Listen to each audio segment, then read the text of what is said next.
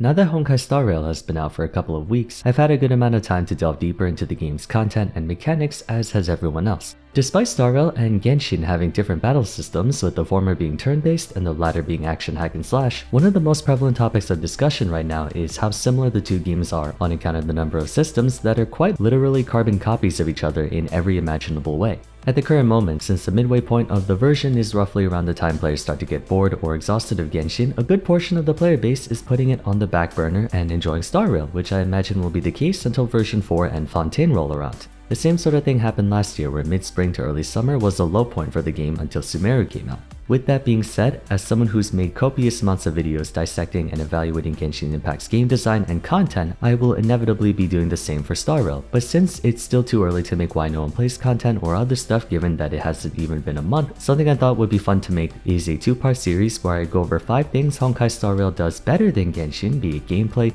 user experience, design choices, and whatnot, and then in the spirit of fairness, I'll also make a video on the inverse, 5 things Genshin does better than Honkai Star Rail. It may appear a fool's errand to compare the two since they don't have the same combat system, which is true, but like I said, Genshin and Star Rail share a lot of the same elements, so while the game's core essence is apple and orange, the peripherals are fair game for assessment. One more thing, someone might call to attention the fact that Genshin has been out for 2.5 years and therefore will have a more fleshed out experience than HSR, which hasn't even been out for a month. That is a valid point, but I'd like to believe that miHoYo took the mistakes and criticisms directed towards Genshin to make improvements to HSR, so they should more or less even out. With that said, let's get started. Number 1. Let's be real, this alone should be 10 things. There's no Paimon. Pom-Pom is a far cuter pet character than Paimon. I'm gonna die in this hill. But on a more serious note, number 1. From a purely user experience perspective, HSR is definitively the superior of the two. A lot of this comes down to just the format of the game itself being rather lax, but a sore spot of Genshin in my opinion is how cumbersome it can be to play on mobile. Every character has only 3 main functions: attack, skill, and burst. However, being an action RPG with an emphasis on overworld combat, Genshin requires more inputs, which is naturally difficult to pull off consistently when you only have your thumbs to work with. You not only have to press your desired combat actions, but you also have to swap between party members, and then you have to rotate your camera, and then you have to move around. On the few occasions I have to play mobile, I just run Yelan and Xingqiu, stand in place, and mash the auto attack key because I can't be bothered to try and execute burst rotations while doing all that. Even exploration can be more unwieldy at times for players who aren't used to it. Comparatively, HSR's encounter turn-based combat is more user-friendly for mobile. You don't have to worry about specific timings or aiming your attacks. Just pick a target and press a button. With very limited overworld exploration, what with there being no jump or gliding, the game is no different when played either on PC or mobile, whereas for Genshin I feel like mobile players have a much greater disadvantage compared to a mouse and keyboard, or even a controller, where you can press more than one thing at a time or can rotate your camera without having to slide your thumb across the screen. Speaking of combat, Auto Battle. Auto Battle has sort of become a meme in gachas. It begs the question, why bother playing a game when you're just gonna make it play itself? Yet at the same time, players get quite annoyed whenever a game doesn't have Auto Battle, especially for the more tedious grinding aspects. Unlike most other games though, miHoYo seems to have put some work into the system's AI to where it comes reasonably close to executing a team's proper combo and win condition. For example, if it knows it can kill an enemy without using a skill, then it will just default to a basic attack instead of using a skill point. So aside from scenarios that demand optimal rotations like Forgotten Hall or Simulated Universe, Auto Battle can take care of most of your needs. To be fair, a lot of this has to do with the genre of the two games. I'm not expecting an action RPG to be mechanically dumbed down to the level of turn-based combat, nor am I saying programming Auto Battle in Genshin is as elementary as Star Rail. It may even be impossible with all the different factors involved, but I think it's a selling point for Star Rail nonetheless. I find it way easier to play the game even on my phone compared to Genshin, where the only time I log onto my phone is to condense resin, since I can't be bothered to play the game on mobile in proper. The next thing HSR does better than Genshin is that it actually has playable starting characters. While I'm very much a fan of Amber, Kaya, and Lisa's designs and personalities, their usefulness lasts for all but a momentary spark in the grand scheme of things. By no means would I say they're the worst characters in the game, but the sheer power difference between them and some others like Bennett, Shanling, and Xingqiu is almost comical. The idea of quote-unquote tutorial characters being bad to pressure you into wailing on other units is inconsistent across gacha titles. Some follow Genshin's philosophy where your starting team falls off quickly, an occurrence that happens more frequently in those with rapidly accelerating power creep. The more enjoyable ones in my opinion though are those that find ways to make every unit, or at least the majority of all units, have uses and purposes. Genshin's not the worst I've seen, but at least in regards to a starting team, they could definitely do better. Obviously, Honkai Star Rail may follow the same trend. We have yet to see if its new units like Jingyuan, Kafka, Silverwolf, Blade, and Fushuan will render Sela, Bronya, Gepard, Clara, and Himiko obsolete, but for the time being, March 7th and Dan Heng's capabilities are more competitive with the rest of the cast. Dan Heng's single target damage is quite impressive, and March is a general all-purpose defensive support who synergizes with many characters. Further testing and experimentation will be necessary to draw a formal conclusion, but for the time being, it's nice to have starting units that are actually usable beyond the first area. This extends to the main character. Physical Trailblazer is kind of meh, but Fire Trailblazer has proven to be a valuable asset in combat, which I hope stays the same as they amass other elements. Am I arguing starting teams need to be godly tier 0 characters? No, but at least give them the same power budget as everyone else. On a side note, while I am primarily covering gameplay and game design, from a narrative standpoint, I very much appreciate that we have a lasting party that follows you around in the story. I'm a sucker for games where for every new area you go into, you bring a new party member who stays involved in the story until the end of your adventure. It was a shame someone like Yamber didn't accompany you to Liyue, where after you were done with that, you would have another character from Liyue who would then come to Inazuma with you, and so on. Having the Trailblazers be a constant presence in the story helps you get attached to them and see their chemistry develop while still getting to meet new characters in every world you go to.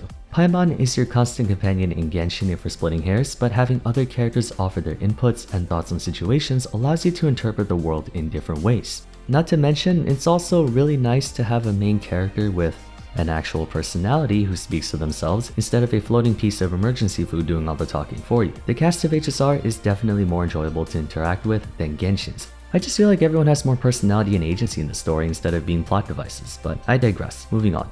I suppose while we're on the subject of character balance, I enjoy the structuring of HSR's 7 elements and classes a bit more. Spoiler alert, while Genshin's elemental reaction system in combat far surpasses Star Rail's weakness break system in terms of interactivity, I've expressed countless times how I feel like more often than not there's no major significance to what element or what characters you should bring in Genshin. Genshin has no classes, it only has weapon types and elements, and while the elements have their own distinct purposes in concept, practically speaking, Vaporize, Bloom, Melt, Electrocharged, etc. are all the same, just damage. Barring select enemies, there's no formal type advantage or disadvantages on most characters. Whether you're fighting an Electro Rift Hound or a Geo Rift Hound, you can use a double Hydro or Dendro comp for all the difference it makes. To its credit, the game becomes less stringent on characters, which can be beneficial for those who don't have many, but the trade-off is that everyone kind of competes with everyone, leading to situations where you have a handful of characters who basically do everything and all the niche or less optimal units never get a chance to shine.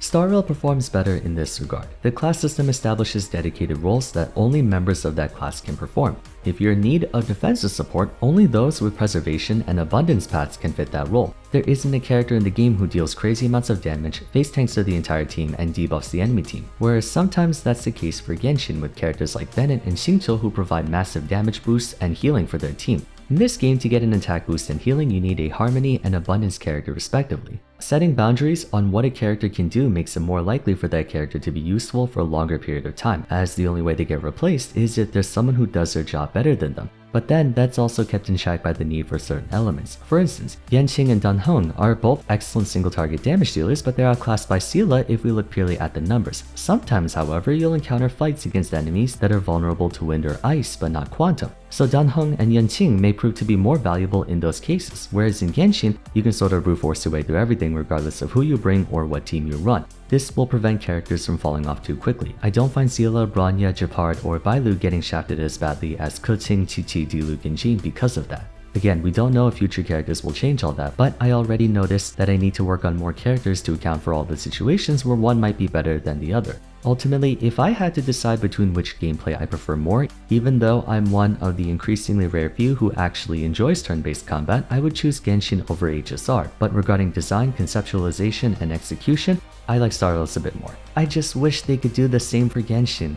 Number 4 is the overall quality of life. In its defense, Genshin has improved over the years, but Star Rail has more going for it when talking about day-to-day minutiae. Quality of life, also known as user experience or UX as it's referred to in game design, is a very thankless aspect of video games. Players will only notice it if it sucks. Fortunately, HSR has that down a lot better. To name a few, instead of having to teleport to a city or Albedo's campsite every time you want to craft something, in Star Rail you can access your crafting or synthesis window remotely, wherever you want. And that also goes for features like cooking, expeditions, what have you. You can do all of that from your game menu instead of having to visit Catherine or Workbench every time you want to make something. Assignments also have a resend feature, something the Genshin community has been begging to be implemented for expeditions since time immemorial. Another quality of life feature that I personally favor a lot is multi-completion. For Calyxes, you can decide how many times you want to attempt a dungeon before doing so, which pairs harmoniously with this game's auto-battle feature. Using up my daily Trailblaze power feels a lot less tedious than using up my daily resin. It doesn't apply to everything though, you still have to manually battle for relics or bosses, but conveniently it skips straight to the next fight instead of making you run all the way to the red key, activate it, fight the enemies, then run to the tree to get your drops.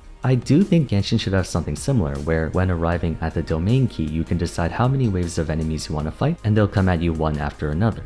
Star Rail also just has better accessibility overall. There's too many to count, but I can name a couple of them off the top of my head. The game has a more forgiving stamina system, caps at 180 and regenerates every 6 minutes versus Genshin's cap of 160 and a regen of 8 minutes. It also doesn't have day of the week requirements. If you need a certain material or whatever, it's available all week at your leisure. Weekly bosses can be farmed multiple times instead of just once per boss per week with a selection of 3. I also appreciate that they consolidated materials together, as having to get separate things for character ascension, then talent ascension, then weapon ascension stretched your already sparse resin too thin in Genshin. For example, you need the same materials to extend your character and light cone in Star Rail, whereas for Genshin you need entirely separate things. The game is more generous. For one, you can craft a relic with whatever main stat you want, although it's limited to like 1 per version. You can also get 5-star weapons in this game without having to pull for them, and they're not half bad either. Herta's store has a few good ones, and over time you can save up your Undying Starlights to get 5-star weapons as well. Speaking of pulls, by pulling 300 times on the standard banner, you can get any standard 5-star of your choice, something Genshin never had. 300 pulls is a lot, but at least it's something you can look forward to just by playing the game.